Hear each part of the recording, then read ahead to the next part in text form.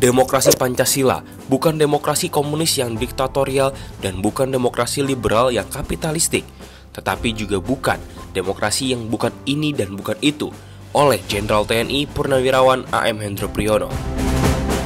Demokrasi Pancasila tidak memilih wakil-wakil rakyat dengan pengangkatan oleh penguasa politik dan bukan memilih wakil-wakil rakyat dengan pemilihan langsung yang dikuasai oleh kekuatan fisik, materi, dan uang. Tetapi demokrasi yang dipimpin oleh hikmat kebijaksanaan dalam permusyawaratan perwakilan. Wakil-wakil dari rakyat Indonesia bermusyawarah untuk mencapai mufakat yang tidak tercapai, bukan kemudian lari kepada otoritarianisme komunis atau pemungutan suara liberal. Praktik pelarian yang berlaku selama ini tidak mempunyai nilai praksis karena sudah menyimpang dari nilai dasarnya. UUD 1945 yang telah direformasi sebanyak 4 kali pada tahun 2002 sampai sekarang juga tidak mengandung nilai instrumental yang dapat digunakan untuk memecahkan musyawarah jika suatu mufakat tidak tercapai. Demokrasi Pancasila mengamanatkan jika musyawarah tidak mencapai mufakat, maka keputusan diambil oleh kepala negara demi menyelamatkan persatuan Indonesia sebagai hakikat dari Trisila dalam Pancasila. Dasar dari keputusan kepala negara tersebut adalah kewibawaannya kepada kepala negara, presiden, kepala pemerintahan, dan pemegang kekuasaan tertinggi Tentara Nasional Indonesia, sebagaimana yang pernah terjadi dalam Dekret Presiden Republik Indonesia untuk kembali ke Undang-Undang Dasar 1945 pada tanggal 5 Juli tahun 1959.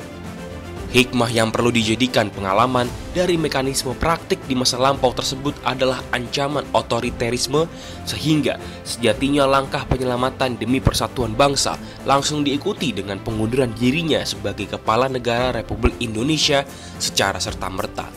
Kekosongan kedudukan sebagai administrator negara segera pula diisi dengan dilakukannya pemilihan kepala negara baru oleh Majelis Permusyawaratan Rakyat Republik Indonesia atau yang dikenal dengan MPR RI. Ironisnya, amandemen tahun 2002 justru mengundurkan fungsi MPR RI sebagai lembaga tertinggi negara sehingga menghalangi Pancasila dalam mencapai nilai praksisnya.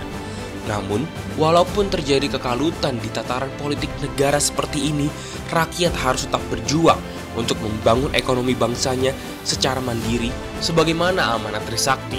Kemandirian dalam ekonomi adalah kerakyatan yang dibangun dalam bentuk koperasi sebagaimana hakikat Ekasila dalam Pancasila untuk secara bergotong royong mengembangkan dan meningkatkan usaha mikro, kecil, dan menengah.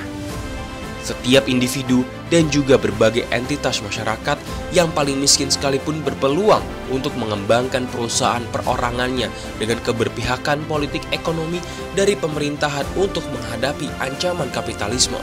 Ketahanan ekonomi Pancasila merupakan suatu conditio sine qua non bagi tumbuh dan berkembangnya nasionalisme Indonesia, sebagai suatu keniscayaan sifat yang paradoksal dari globalisasi yang semakin dipersatukan karena teknologi serba internet dan berkecerdasan buatan. Kecenderungan geopolitik dari keadaan unipolar menuju multipolar juga merupakan bukti empirik bahwa ketahanan ekonomi dari negara-negara nasional sejak tahun 1991 telah mengakhiri praktik komunisme global dan segera pula akan mengakhiri praktik imperialisme dari kaum kapitalis dunia.